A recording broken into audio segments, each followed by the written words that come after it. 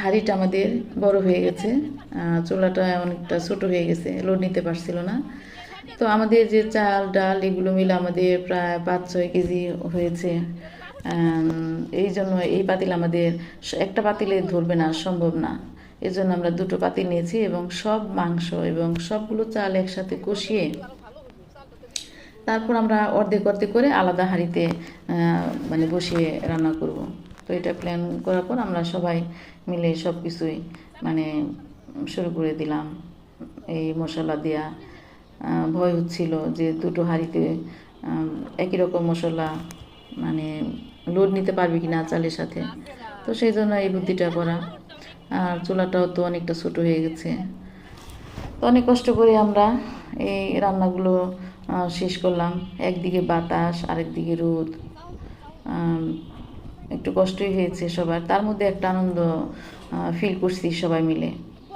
তারপর এই যে মিমি চলে আসছে নাড়া দেওয়ার জন্য, মন্দার আম্মু, শেফালি, পড়শির আম্মু, আমরা সবাই এখানে খুব ভালো এনজয় করেছি। এই তো চাল ধুতে আসছি আমি, এক হাতে ক্যামেরা এক হাতে চাল ধুচ্ছি। আমাদের টার্গেট ছিল যে আমরা দুপুরই আমরা খাবো, কিন্তু সেটা রান্না করে খেতে খেতে প্রায় অনেকটা সময় লেগে গিয়েছিল। তারপর আমার মানে ক্লান্ত হয়নি, আমাদের ক্ষুধা লাগেনি। আমরা সেই খাবারের অপেক্ষায় ছিলাম যে কখন রান্না হবে। তো চালটা পাতিলটা ভরে গিয়েছিল, নাড়াচাড়া করতে একটু কষ্ট হয়েছিল। তো চালটাকে কষিয়ে তারপর আমরা আর কি 2 ভাগ করব। তো দেখতেই পাচ্ছেন চুলাটা কত ছোট।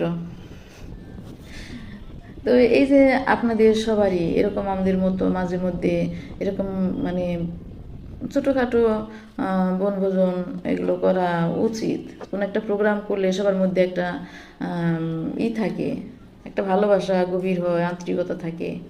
এবং মনের দিক দিয়ে যে আমরা যে নিঃসঙ্গতায় ভুগি বা একাকিত্বে ভুগি অনেকটা সময়, তো সে তো এগুলো কেটে যায়।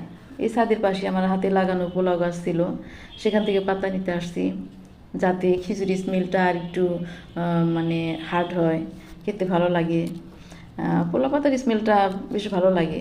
আল্লাহ আমাদের নিয়ামত দান করেছেন, আল্লাহ আমাদের খাবার জন্য কত পাতা সুস্বাদু করে পৃথিবীতে পাঠিয়েছেন। শুকর আলহামদুলিল্লাহ, আমরা তার শুকরিয়া আদায় করি।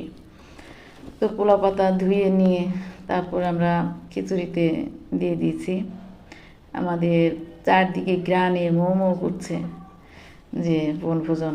সত্যি সত্যি এই পোলা পাতাটা স্মেলটা আরও বেশি মানে ছড়িয়ে পড়ছে চারদিকে গ্রানে।